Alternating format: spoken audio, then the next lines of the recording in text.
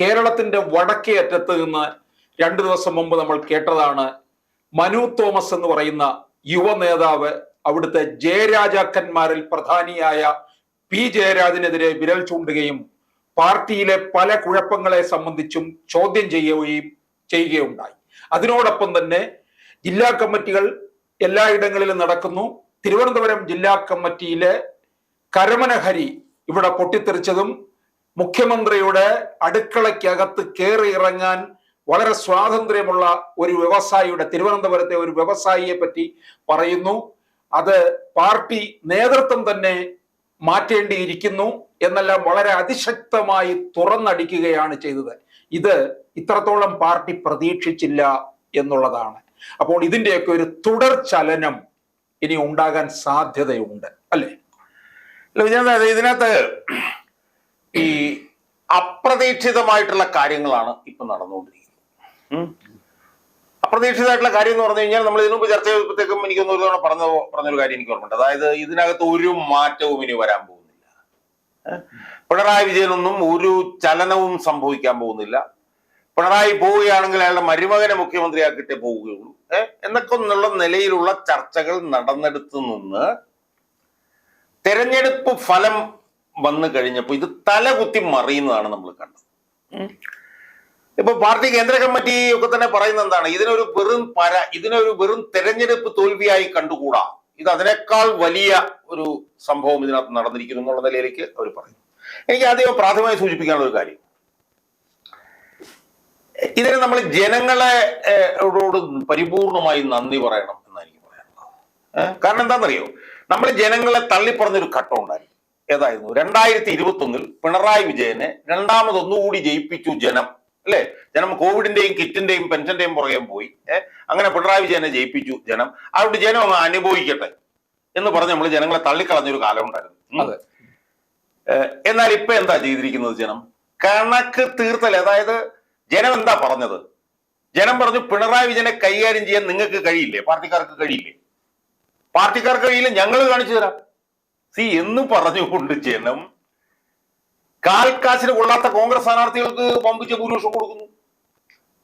ഒരു മുസ്ലിം ലീഗിന്റെ സ്ഥാനാർത്ഥിക്ക് 3 ലക്ഷം വോട്ടിന്റെ ഭൂരിപക്ഷം കൊടുക്കുന്നു.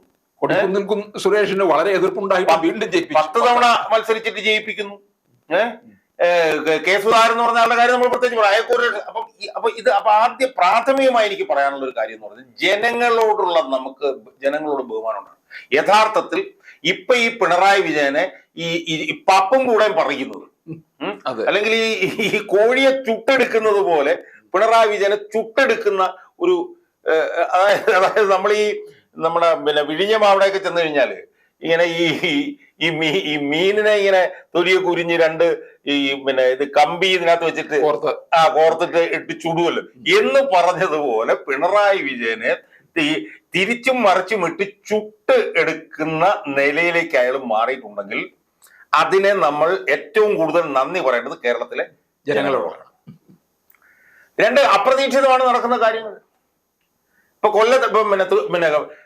കണ്ണൂർ ജില്ലയിൽ ഇതുപോലെ മനു തോമസിനെ പോലെ ഒരാൾ പറയുന്നതിനെ കുറിച്ച് ചിന്തിക്കാൻ പറ്റില്ല. നമുക്ക് ചിന്തിച്ചു കഴിഞ്ഞാൽ പിന്നെ അവനില്ല. ഇപ്പൊ കെ എം ഷാജിയൊക്കെ പറഞ്ഞ കാര്യങ്ങൾ കേട്ടില്ലേ? അതായത് എനിക്ക് ഞാനിത് പേര് പറയാതെ ഒരു അനുഭവം ഞാൻ പറഞ്ഞുതരാം. അത് തലശ്ശേരിയിലെ ഒരു പാർട്ടി നേതാവ് ഉണ്ടായിരുന്നു. അയാൾ എവിടെയാണ് ജോലി എവിടെയായിരുന്നു പോലും ഞാൻ പറയില്ല, പറഞ്ഞു കഴിഞ്ഞാൽ മനസ്സിലാവും. അയാള് സർവസമ്മതനായിരുന്നു അവിടെ. അയാളെ എല്ലാ പാർട്ടിക്കാർക്കും അയാളോട് ബഹുമാനമായിരുന്നു. അങ്ങനെ ചില നേതാക്കന്മാരുണ്ടാവുമല്ലോ. അതെ. അപ്പൊ ഈ നേതാവ് തലശ്ശേരി ഏരിയ കമ്മിറ്റിയിൽ ഉണ്ടായിരുന്നു. തലശ്ശേരി ഏരിയ കമ്മിറ്റിയിൽ വെച്ച് അയാൾ റബ്കോയുടെ ഒരു നാരായണൻ ഉണ്ടായിരുന്നു.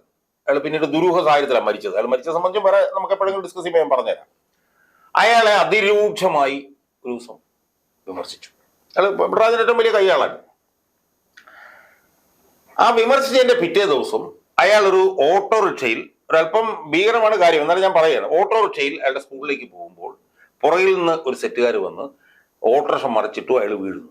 അയാൾ വീണ് കഴിയുമ്പോഴത്തേക്കും ഈ ഒരു നീളമുള്ള ഒരു കമ്പി, ഒരു ഹോസ് പോലത്തെ സാധനം, അതിൻ്റെ അറ്റത്ത് ബ്ലേഡ് ഉണ്ട്. മുകളിൽ അതിങ്ങനെ തിരിക്കാനുള്ള ഒരു സംവിധാനമുണ്ട്. അത് വെച്ചുകൊണ്ട് അയാളുടെ കരളിന്റെ ഭാഗത്തേക്ക് കുത്തി ഇറക്കിയിട്ട് ഇങ്ങനെ അങ്ങ് തിരിച്ചു. അപ്പൊ അയാളുടെ കരള് വെള്ളമായി പോയി. ഇതെല്ലാം മിനിറ്റുകൾക്കുള്ളിൽ നടന്ന് അവർ പോയി. ഭാഗ്യവശാൽ അയാൾ ജനങ്ങൾക്ക് വേണ്ടപ്പെട്ടവനും ബഹുമാനമുള്ളവനായതുകൊണ്ട് പെട്ടെന്ന് തന്നെ അയാളെ തൊട്ടപ്പുറത്തുള്ള ഒരു ആശുപത്രിയിൽ എത്തിച്ചു. അയാൾ 7-8 മാസം അയാൾ ആശുപത്രി കിടന്നിട്ട് അയാൾ ഇപ്പോഴും ജീവിച്ചിരിപ്പുണ്ട് തൽക്കാലം. ഞാൻ പറഞ്ഞു വരുന്ന പോയിന്റ്, ഇയാളെ ആശുപത്രിയിലാക്കിയ ഉടനെ തന്നെ RSSകാർ ഇയാളെ കൊല്ലാൻ ശ്രമിച്ചു എന്നും പറഞ്ഞിട്ട് അന്ന് വൈകിട്ടത്തേക്ക് വലിയ പൊതുയോഗം വിളിച്ച് അതിഭീകര RSSനെതിരായിട്ടുള്ള പ്രശ്നം വരുന്നു. സംഭവിച്ചതെന്നറിയാമോ? പിറ്റേ ദിവസം RSSകാർ ഇയാളുടെ അവിടെ പോയി തൊഴുതിട്ട് പറഞ്ഞു, എന്റെ പൊന്നു സഖാവ്, ഞങ്ങൾ ഇത് അറിഞ്ഞിട്ടില്ല, ഞങ്ങൾ അറിഞ്ഞിട്ടില്ല എന്ന് മാത്രമല്ല, ഞങ്ങൾക്ക് സാറിനോട് ബഹുമാനമേ ഉള്ളൂ, ഞങ്ങൾ ഇത് ചെയ്യില്ല എന്ന് പറഞ്ഞാൽ ഈ നാരായണനെ രൂക്ഷമായി വിമർശിച്ചതിന്റെ പ്രത്യാഘാതമാണ് പിന്നീട് ഉണ്ടായത്. ഇതാണ് KM ഷാജിയെ പോലുള്ള ആളുകൾ പറയുന്നത്. ഒരുപാട് ആളുകളെ സ്വന്തമായി തന്നെ കൊല്ലിച്ചിട്ട് ഇപ്പൊ M പ്രകാശൻ മാസ്റ്ററുടെ മകളുടെ മരണവുമായി ബന്ധപ്പെട്ടുള്ള കാര്യമാണ് KM ഷാജി പറഞ്ഞത്. M പ്രകാശൻ മാസ്റ്റർ എന്റെ മരണവുമായി ബന്ധപ്പെട്ട് CPM-ന്റെ തന്നെ ഒരു ഉന്നത നേതാവുമായിട്ട് ഞങ്ങൾ കുറെ നാൾ മുമ്പ് സംസാരിച്ച വിവരം എനിക്കുണ്ട്. എന്നറിയാം, ഈ പ്രകാശൻ മാസ്റ്ററുടെ മകളെ ഒരു പിന്നോക്കക്കാരനുമായിട്ട് പ്രേമത്തിലായി. അവൻ ദുരൂഹ സാഹചര്യത്തിൽ അവനെ കള്ളൂടിയനാക്കി, അവസാനം കള്ളിൽ വിഷം ചേർത്തു, മദ്യത്തിൽ വിഷം ചേർത്തു എന്ന് പറയുന്ന അവൻ ദുരൂഹത്തിൽ മരിച്ചു. മരിച്ച് അന്നോ അതിന് തൊട്ടു പിറ്റേ ദിവസമോ M പ്രകാശൻ മാസ്റ്റർ എന്ന് പറഞ്ഞ ആള്, അന്ന് അയാൾ അഴീക്കോട് MLA മറ്റാണെന്ന്, അയാളുടെ മകൾ ഒരു കസേരയിൽ സ്വയം ബന്ധിതയായിട്ട് ഇരുന്നിട്ട് മണ്ണെണ്ണ ഒഴിച്ച് തലയിൽ ഒഴിച്ച് കത്തിച്ച് ആത്മഹത്യ ചെയ്തു. അപ്പൊ ഈ പ്രേമിച്ച അവൻ പിന്നോക്കക്കാരനും കൂടെ ആയിരുന്നുകൊണ്ട് അവനെ കൊല്ലുന്നതാണ് എന്നതുൾപ്പെടെ ഒരുപാട് ദുരൂഹ സാഹചര്യത്തിലുള്ള മരണങ്ങൾ പിന്നെ കണ്ണൂരിൽ നടന്നിട്ടുണ്ട്. അതിലൊരു 25% CPM-നെ വിമർശിച്ചവനാണെങ്കിൽ അവനാണ് കൊല്ലപ്പെടുന്നത്. പക്ഷെ 1 മണിക്കൂറുകൾക്കുള്ളിൽ തന്നെ അത് RSSകാരാണ് കൊന്നെന്നും പറഞ്ഞ് ജാഥ നടക്കും, യോഗം. ഇതാണ് കണ്ണൂര്. മനസ്സിലായില്ലേ? ഒരുപാട് കണ്ണൂരിലാണ് മനു തോമസ്, ആ കണ്ണൂരിലാണ് മനു തോമസ് വന്ന് ഇത് പറഞ്ഞിരിക്കുന്നത്. ഇനി മനു തോമസ് പറഞ്ഞതുമായി ബന്ധപ്പെട്ട ലേറ്റസ്റ്റ് ഡെവലപ്മെന്റ് എന്താ? നമ്മൾ അതിന്റെ ആദ്യത്തെ ഡെവലപ്മെന്റ് മൂലം നിർത്തി.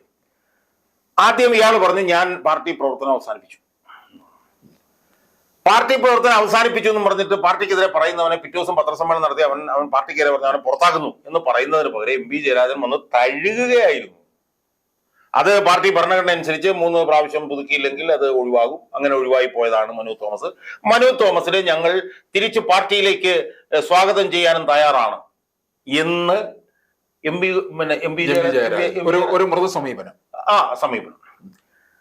ആ മൃദു സമീപനം വന്നതിന്റെ തൊട്ടു പിറ്റേ ദിവസമാണ് ജയരാജൻ ഇയാൾ ഒരു നിക്ഷിപ്ത താല്പര്യക്കാരനാണെന്ന് പറഞ്ഞിട്ട് പോസ്റ്റ് ഇട്ടത്.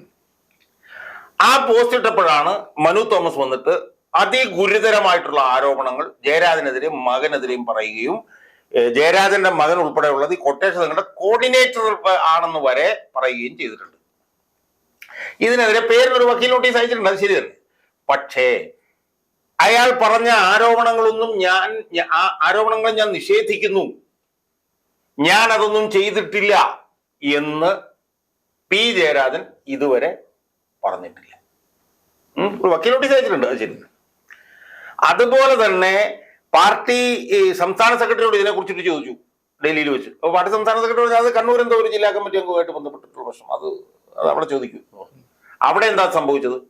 അവിടെ ജില്ലാ കമ്മിറ്റി കൂടിയിട്ട് അവർ പറഞ്ഞത് എന്താണ്, ഇത് സംബന്ധിച്ച് അഭിപ്രായം പറയേണ്ടത് സംസ്ഥാന കമ്മിറ്റിയാണ്, കാരണം ഇയാൾ സംസ്ഥാന കമ്മിറ്റി മെമ്പറാണ്. അപ്പൊ പണ്ട് അങ്ങോട്ടും ഇങ്ങോട്ടും തട്ടുകയാണ് എന്ന് മാത്രമല്ല, അവരുടെ പ്രസ്താവനയിൽ എന്താണ് വന്നത്? ഒന്ന്, മനു തോമസ് ഇങ്ങനെ അപകീർത്തികരമായി സംസാരിക്കുകയാണ്, പാർട്ടിയെ അപകീർത്തിപ്പെടുത്തരുത്. 1. 2, ഈ കൊട്ടേഷൻ സംഘങ്ങൾ ഇതുപോലെ ഇട്ട് ഇങ്ങനെ ആഘോഷിക്കുന്നതും തെറ്റ്. ഇപ്പൊ 2 പേർക്കെതിരെയും പറഞ്ഞു. മനു തോമസ് അതിഗുരുതരമായിട്ടുള്ള ആരോപണം ആർക്കെതിരെ ഉന്നയിച്ചത്? സംസ്ഥാന കമ്മിറ്റി മെമ്പർക്കെതിരായിട്ട് ഉന്നയിച്ചത്. അനക്കമില്ല എന്ന് മാത്രമല്ല, ഇപ്പൊ എന്താ സംഭവിച്ചിരിക്കുന്നത്? ഈ വാർത്ത എങ്ങനെ ചോർന്നു എന്ന് കണ്ടുപിടിക്കാൻ ഒരു കമ്മീഷനെ വെച്ചിരിക്കുകയാണ്. എന്ന് പറഞ്ഞാൽ P ജയരാജനെതിരായിട്ടാണ് നീക്കം നടത്തും. കാരണം അത് ചോർന്നിരിക്കുന്നു. ആ ചോർന്നുള്ള ആരോപണം മനു തോമസ് തന്നെ ഉന്നയിച്ചിട്ടുണ്ട്. എനിക്കെതിരെ ആരോപണങ്ങളും പ്രശ്നങ്ങളും ഉണ്ടെങ്കിൽ അത് പറയേണ്ടത് ജില്ലാ സെക്രട്ടറിയാണ്. ജില്ലാ സെക്രട്ടറി അതൊന്നും പറഞ്ഞിട്ടില്ല. പറയാത്ത സമയത്തും ജില്ലാ കമ്മിറ്റിയുടെ തീരുമാനത്തിന് വിരുദ്ധവുമായി ഈ കാര്യങ്ങൾ താഴോട്ട് ചോർത്തി കൊടുത്തിട്ടുണ്ട് P ജയരാജൻ എന്നാണല്ലോ പറഞ്ഞത്. അത് കണ്ടുപിടിക്കാൻ വേണ്ടിയിട്ടാണ് ജില്ലാ കമ്മിറ്റി ഇപ്പൊ കമ്മിറ്റി വെച്ചിരിക്കുന്നത്. മനസ്സിലായി? അപ്പം യഥാർത്ഥത്തിൽ എന്താ സംഭവിച്ചിട്ടുള്ളത്? കറങ്ങി വീഴുകയാണ് കണ്ണൂരത്തെ പാർട്ടി മനു തോമസിന് മുന്നിൽ. മനസ്സിലായോ? ഇത് തന്നെയാണ് തിരുവനന്തപുരത്ത് നടക്കുന്നത്. തിരുവനന്തപുരത്ത് ഇപ്പൊ കരമന ഹരി എന്ന് പറഞ്ഞ ആള്, അയാൾ എന്താ പറയുന്നത്? അയാൾ ശരിക്കും നമ്മുടെ പിണറായി വിജയനെ ചൂട്ടെടുക്കുകയല്ലേ, പപ്പും കൂടെ പറയുകയല്ലേ ചെയ്യുന്നത്. പിണറായി വിജയൻ എന്ന് പറഞ്ഞ മുഖ്യമന്ത്രിയുടെ വീടിന്റെ അടുക്കളയിലേക്ക് ഒരു മുതലാളിക്ക് കയറി ചെല്ലാനുള്ള സ്വാതന്ത്ര്യമുണ്ട് എന്ന് പറഞ്ഞു കഴിഞ്ഞാൽ പിന്നെ വേറെ എന്താ പറയാനുള്ളത്? പിന്നെ ആലോചിച്ചു. ജില്ലാ കമ്മിറ്റിയിൽ ഈ തിരുവനന്തപുരത്താണ് അതിശക്തമായ വിമർശനം ഉണ്ടായത്. അല്ല, ഞാൻ പറഞ്ഞത് എല്ലായിടത്തും ഉണ്ടായി.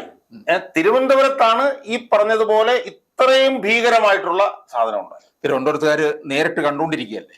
കാരണം ഇയാൾ ഫുൾ ടൈം തിരുവനന്തപുരത്താണല്ലോ, മനസ്സിലായി.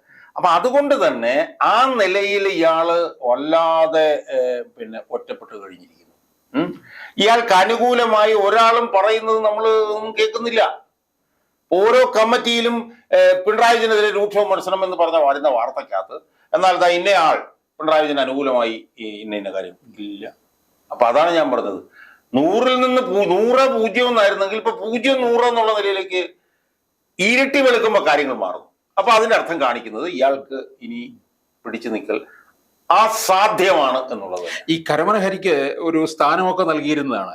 ഗുരു ഗോപിനാഥ് നടന ഗ്രാമത്തിന്റെ വൈസ് ചെയർമാൻ സ്ഥാനമൊക്കെ കൊടുത്തു. പക്ഷെ അവിടെ സെക്രട്ടറി ഒക്കെ ആയിട്ട് ചില പ്രശ്നങ്ങളായിരുന്നു എന്നുള്ളതാണ്. അല്ല, ഇപ്പൊ കേൾക്കുന്നതെന്ന് പറഞ്ഞാൽ അയാൾക്കെതിരെ എന്തോ ആരോപണം ഉണ്ടെന്നും അയാൾ പാർട്ടിയിൽ നിന്ന് വിട്ടുപോകാനിരിക്കുകയായിരുന്നു. വിട്ടുപോകുന്നതിന് മുമ്പ് ഒരു ആരോപണം മാഞ്ഞടിച്ചിട്ട് പോകുന്നതാണ്. തെരഞ്ഞെടുപ്പ് സമയത്ത് നിയമമണ്ഡലത്തിൽ വെച്ച് തർക്കമുണ്ടായിരുന്നു. ഇതൊക്കെ ശരി തന്നെയാണ്. പക്ഷെ ഇതൊക്കെ ശരിയാണെന്ന് ഗോവിന്ദനെതിരെയും അദ്ദേഹം ആഞ്ഞടിച്ചിട്ടുണ്ട്. അപ്പോ ഇതിനകത്തുള്ള പ്രശ്നം എന്താണെന്നറിയോ വിജയനാഥ്? അതായത് എന്തൊക്കെ പ്രശ്നങ്ങൾ ഉണ്ട് എന്ന് പറഞ്ഞാൽ പോലും പിണറായി വിജയനെ പോലുള്ള ഒരു നേതാവിനെതിരെ ഇത്രയും രൂക്ഷമായിട്ടുള്ള വിമർശനം ഒരു കമ്മിറ്റിയിൽ പറയാൻ ഒരാൾ തയ്യാറാകുമെന്ന് പറഞ്ഞു കഴിഞ്ഞാൽ അയാൾക്ക് നമ്മളൊരു ഷെയ്ക്കാനെങ്കിലും കൊടുക്കാതെ നിവർത്തിയിട്ടു. കാരണം അയാളുടെ നയങ്ങൾ തെറ്റാണെന്ന് പറഞ്ഞ് വിമർശിച്ച് നമുക്ക് മനസ്സിലാക്കാം. അയാളുടെ വീട്ടിന്റെ അടുക്കളയിലേക്ക് BJP ബന്ധമുള്ള ഒരു വ്യവസായി കടന്നു ചെല്ലാനുള്ള സ്വാതന്ത്ര്യം എന്നുള്ള നിലയിലാണ് അയാൾ പറഞ്ഞത്. അപ്പൊ അത് കാണിക്കുന്നത് ഇയാളുടെ ഒറ്റപ്പെടൽ പൂർണ്ണമാണെന്നാണ്. മാത്രമല്ല, ജില്ലാ കമ്മിറ്റിയിൽ ഞാൻ കേട്ടെടുത്തോളം നെയ്യാറ്റിക്കര MLA ആയിട്ടുള്ള അൻസലൻ അല്ലെ, അൻസലൻ, അതുപോലെ തന്നെ പാറശാല MLA ആയിട്ടുള്ള ഹരീന്ദ്രൻ, അതുപോലെ തന്നെ എന്തോ മടവൂർ വേണുന്നോ കിളിമാനൂർ എന്നുള്ള അയാള്, പിന്നെ ചാല എന്നുള്ള SS സുന്ദർ, അവരൊക്കെ തന്നെ എല്ലാവരും വെച്ചാൽ ഇയാളെ വിമർശിക്കാനുള്ള ബുദ്ധിമുട്ടങ്ങ് പോയി ആളുകൾ.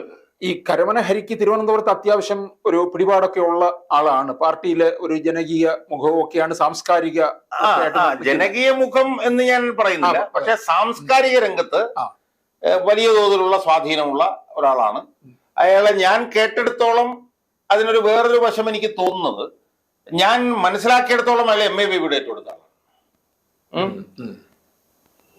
അപ്പം MA ബേബിയുടെ സ്വരലയുടെ പ്രവർത്തനമൊക്കെ ആയിട്ട് വളരെ സജീവമായിരുന്നു. മാത്രമല്ല, സാംസ്കാരിക രംഗത്ത് അയാൾ സജീവമാണെന്ന് പറഞ്ഞാൽ അയാൾ സ്വാഭാവികമായി MA ബേബിയുടെ ആളായിരിക്കണല്ലോ. കാരണം CPM സാംസ്കാരികത്തിന്റെ മൊത്ത കച്ചവടം MA ബേബിയാണ്. അപ്പൊ MA ബേബിയുടെ ഏറ്റവും അടുത്ത ആളാണ് അയാൾ. അപ്പൊ ആ നിലയിൽ നമ്മൾ ചിന്തിച്ചാലും അതിന് വേറൊരു തലം നമുക്ക് കാണാൻ പറ്റും. MA ബേബിയുടെ ഏറ്റവും അടുത്ത ഒരാള് പിണറായി വിജയന്റെ വീടിന്റെ അടുക്കളയിലേക്ക് ഒരു വ്യവസായിക്ക് കയറത്തില്ല എന്ന് സ്വാതന്ത്ര്യം ഉണ്ടെന്ന് പറഞ്ഞു കഴിഞ്ഞാൽ അതിനകത്ത് നമുക്ക് ആ നിലയിലും കൂടെ വേണേൽ അതിനെ ചേർത്ത് വായിക്കാം. MA ബേബി പോളിറ്റ് ബ്യൂറോ മെമ്പറല്ലേ. അപ്പൊ പോളിറ്റ് ബ്യൂറോയിൽ ഇയാൾക്കെതിരായിട്ടുള്ള സമീപനമാണ് എന്നുള്ളത് കൊണ്ടായിരിക്കാം കരമന ഹരിക്ക് ഈ നിലയിൽ സംസാരിക്കാനുള്ള ധൈര്യം കിട്ടിയതെന്ന് വേണമെങ്കിലും നമുക്ക് പറയാൻ പറ്റും. പക്ഷെ കരമന ഹരി ഇത് പറഞ്ഞിരിക്കുന്ന എന്തായാലും വരാൻ പോകുന്ന നഗരസഭാ തെരഞ്ഞെടുപ്പിൽ ഇവരെ ബാധിക്കും എന്നുള്ളത് ഉറപ്പായിട്ടുള്ള കാര്യമാണ്. അല്ല, അത് 100%. അത് 100%. അതുകൊണ്ടാണ് ഇപ്പൊ മേയർ ആര്യ രാജേന്ദ്രനൊക്കെ ബന്ധപ്പെട്ടുകൊണ്ട് ചർച്ചകളൊക്കെ വന്നിരിക്കുന്നതും അടുത്ത മേയർ കോർപ്പറേഷൻ തെരഞ്ഞെടുപ്പിൽ പച്ച തൊട്ടില്ല എന്നുള്ളൊരു ബോധ്യത്തിന്റെ അടിസ്ഥാനത്തിലാണ്. അപ്പൊ ഇതെല്ലാം കാണിക്കുന്നത് ഇയാൾ കംപ്ലീറ്റ് ഒറ്റപ്പെട്ടു എന്നുള്ളതാണ്. അപ്പൊ ഞാൻ പറഞ്ഞു വരുന്ന പോയിന്റ് ഇത്രയേ ഉള്ളൂ. പറഞ്ഞു വരുന്ന പോയിന്റ് എന്ന് പറഞ്ഞു കഴിഞ്ഞാൽ ഇയാളും മാറും, പാർട്ടി ലീഡർഷിപ്പും മാറും. ഇയാളും മാറുകയും പാർട്ടി ലീഡർഷിപ്പ് മാറുകയും ചെയ്യുന്നതുകൊണ്ട് പാർട്ടി തിരുത്തപ്പെടുകയോ ഇല്ലയോ എന്നുള്ള കാര്യത്തിൽ മാത്രമേ എനിക്ക് സംശയമുള്ളൂ. ഇയാളും മാറും, പാർട്ടി സെക്രട്ടറിയും മാറും എന്നുള്ള കാര്യത്തിൽ ഒരു സംശയവുമില്ല. അതിന്റെ ലക്ഷണങ്ങളാണ് ഓരോ ദിവസവും കാണുന്നത് എന്നാണ് എന്നുള്ളതിന്റെ ഏറ്റവും അവസാന തെളിവ് എന്നല്ല, ഏറ്റവും പുതിയ തെളിവാണിത് എന്നാണ് എനിക്ക് തോന്നുന്നത്.